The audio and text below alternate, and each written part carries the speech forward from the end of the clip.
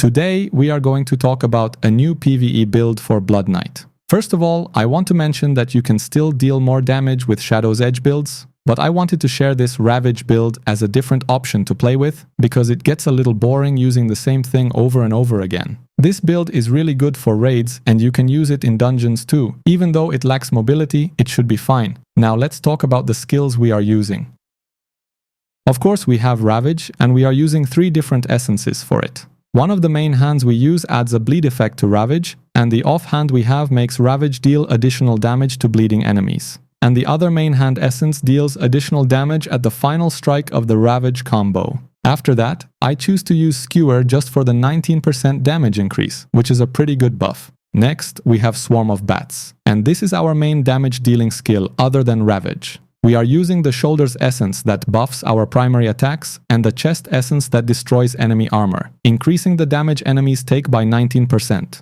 Other than that, we are using Mephitic Cloud and Shroud of Night. We are going to take a look at all of the legendary items in a minute, but before that, let's talk about set items. Well, 4 pieces of Vitus are a must-have for this build since we are dealing most of our damage with our primary attacks, so that 30% attack speed buff is very important. For the other pieces, you can use 2 pieces of Banquet because it will always be active thanks to the bleed effect from our primary attacks, and for the last 2, you can use Shalbas. Now, let's check out the legendary items. For the headpiece, we are using Maw of the Pursuer. Mephitic Cloud releases a blood-red mist to choke enemies to death, continually dealing damage to enemies within the area, while also increasing your damage done while you remain inside. For the chest, we have Teeming Grotto. Swarm of Bats also destroys enemy armor, increasing the damage they take by 19% for 3 seconds. For the shoulders, we have Torture and Torment. Swarm of Bats now causes a small swarm of bats to circle you.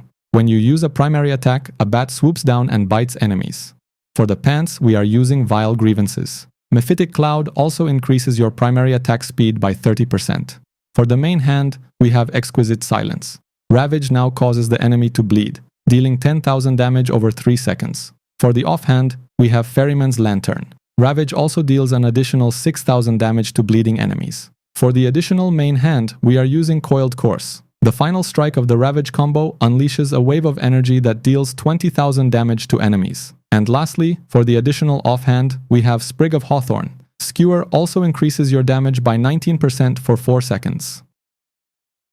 Well, that's the whole build. Like I said at the beginning of the video, I shared this build to offer a different option to play with. It's not the highest damage dealing build, but it is fun to use. If you have improvement ideas for the build, let me know in the comments. By the way, I'm using the Weaver Paragon tree as always. That is still the best one to use in dungeons and raids. Thanks for listening. Now, I will add some gameplay clips. Take care and have fun.